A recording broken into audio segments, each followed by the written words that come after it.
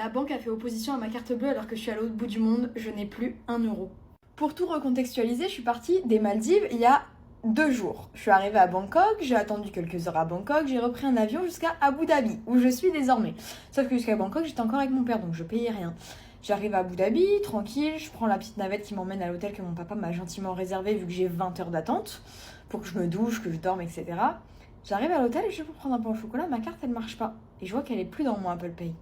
Et là je comprends que ma banque a fait opposition à ma carte bleue, parce que si vous avez suivi, je me suis fait arnaquer de 400 euros pour des tickets pour The Weeknd. Du coup, ils m'ont remboursé en faisant opposition à ma carte, sans prévenir. Donc je vais pour demander ma chambre d'hôtel que mon père a déjà payée. Elle me dit « Ah, mais si vous la voulez à 9h du matin et pas à 14h, il faut payer en plus. » J'ai pas de carte bleue, j'ai pas 1 euro en cash, je ne peux pas m'acheter une bouteille d'eau.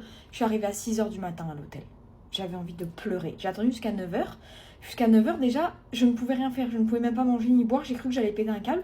Et la dame, elle était tellement aimable à l'accueil, elle me dit non mais je peux rien faire pour vous. Je lui dis mais madame, vous avez la carte bleue de mon père, vous pouvez nous mettre sur la chambre, vous débiter sur sa carte, je peux vous faire un virement sur un compte bancaire. Non. Vraiment, j'étais en train de pleurer à l'accueil. Je pleurais. Elle voulait pas m'aider. Étant donné qu'il y a du décalage horaire, tous mes potes en France dormaient. Je me dis tiens, j'ai une copine qui est à l'île Maurice, elle doit être réveillée.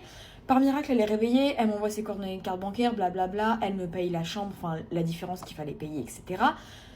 Je me couche et là je me dis, attendez, demain, donc là dans 10 heures, je reprends l'avion. Et arrivé à Paris, je dois faire Paris-Charles de Gaulle, Montparnasse, la gare en 2 heures. J'atterris à 8 heures, le temps que je sorte, que je prenne mes bagages et tout. J'ai à peu près 1 heure pour aller jusqu'à la gare qui est à 1 heure. Donc il va vraiment falloir que je me bouge.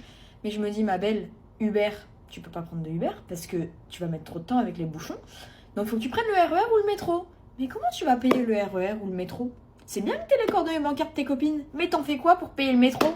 Donc j'ai fait une sieste, je me suis réveillée et j'ai essayé de mettre les cartes bleues sur mon Apple Pay de mon père, ma mère, mes copines. J'ai 26 cartes bleues dans mon Apple Pay, aucune ne fonctionne parce que les vérifications ne peuvent pas marcher vu que je suis à l'autre bout du monde.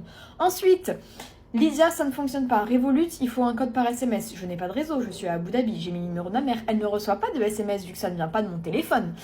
Wise, il faut un numéro de téléphone. Toujours pas.